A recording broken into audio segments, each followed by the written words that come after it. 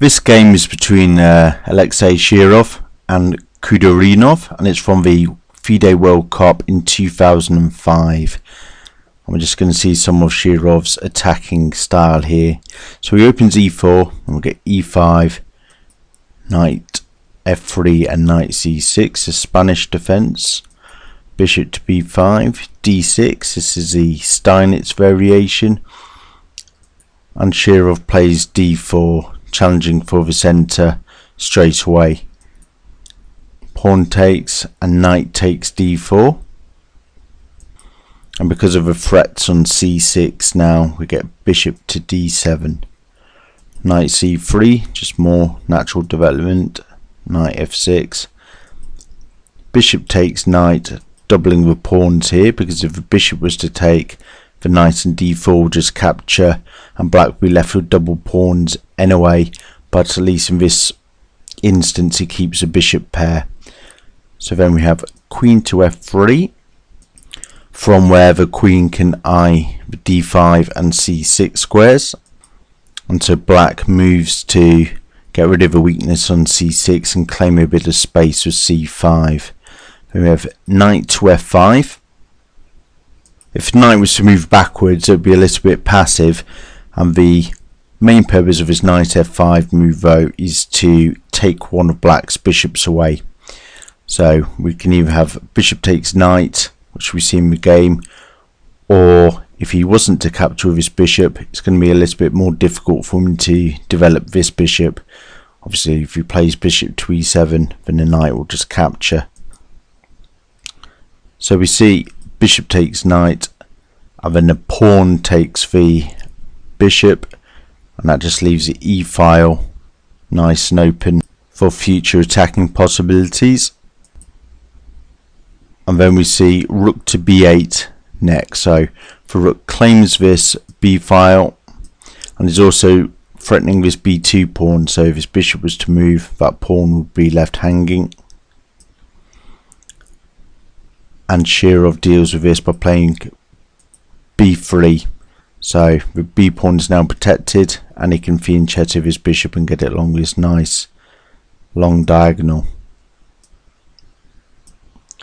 So then we see bishop to e7, just developing the bishop, bishop to b2, d5, claiming a lot of space in the centre, castle king side, so that pawns on d5 is now hit. So that's protected with c6. Now Shirov doesn't waste any time here, and he declares his intent straight away with g4. So he's going to push pawns on the king side and break open black's defences.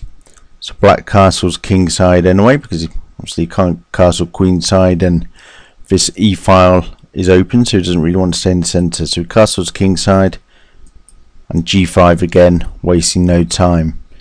Knight to d7, so only good square for that knight, and then f6, offering the sacrifice of a pawn. Black can win a pawn here, but by doing so, by capturing here, he will open the g file against his king. So he doesn't want to do that, and he plays bishop to d6. And then we'll get h4, adding more force to the attack, and then bishop to e5.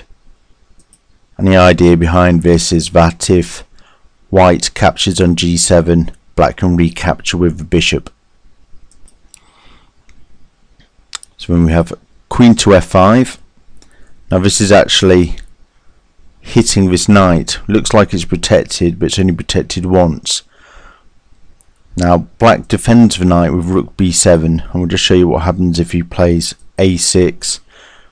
The knight would take on d5, and if it was captured, the rook recaptures. So we've got two pawns for a knight, and we're threatening to win this bishop and this knight.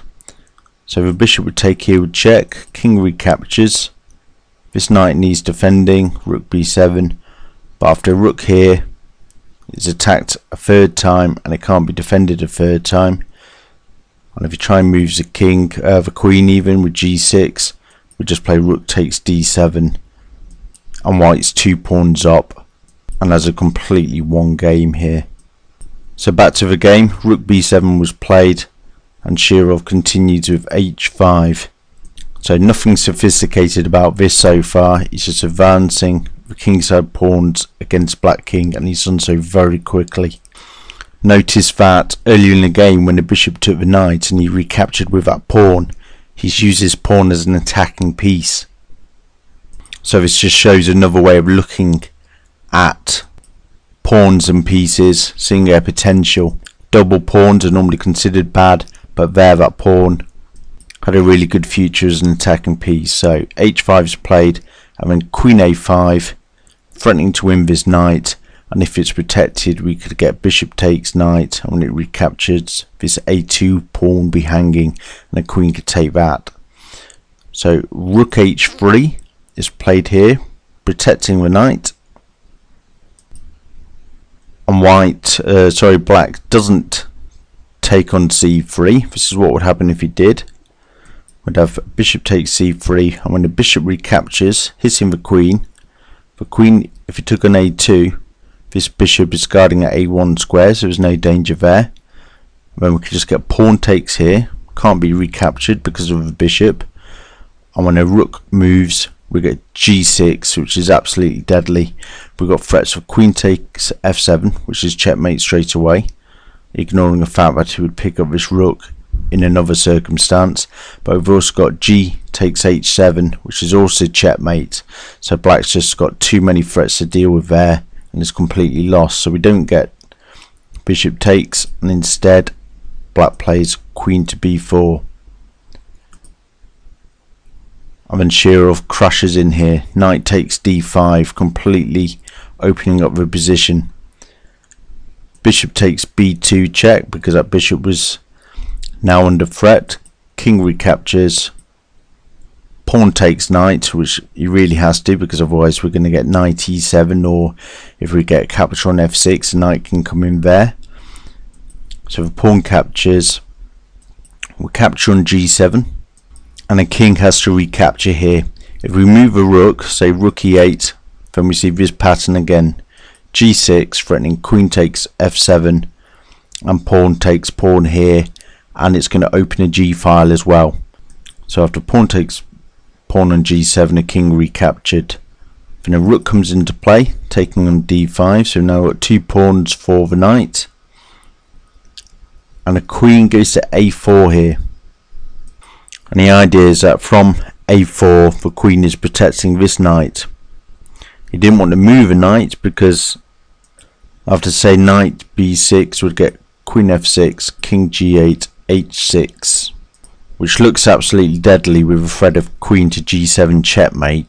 But there is quite a nice escape here. Black can play knight to c4 check, king drops back, queen to e1 check, rook blocks, and then a queen to e5, protecting at g7 square through the diagonal. But then still white comes out on top with material, but taking here. And these 2 pawns up and with a much more active position. But anyway, queen a4 was played, and Shirov plays rook h to d3, attacking this knight again. And it's defended with the rook to d8. The queen being on a4 now, can't get to e1 to deliver a check, and we've got an extra rook defending the e5 square, so the sequence that we saw before is not possible. And if he was to move a knight, I'll just get queen check, king h6, and it's going to be checkmate. There's no way out of it this time for black. So rook d8, h6 check, forcing the king to the back rank, king to g8, and then here comes Shirov's spectacular finish, and you might want to pause the video and see if you can find it. Okay, getting ready to show the move. Shirov played queen to e5, queen to e5, threatening checkmate on g7.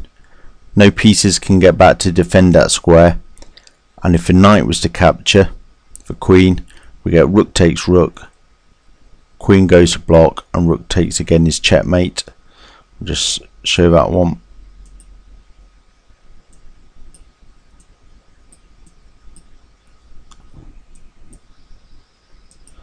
So what's he going to do?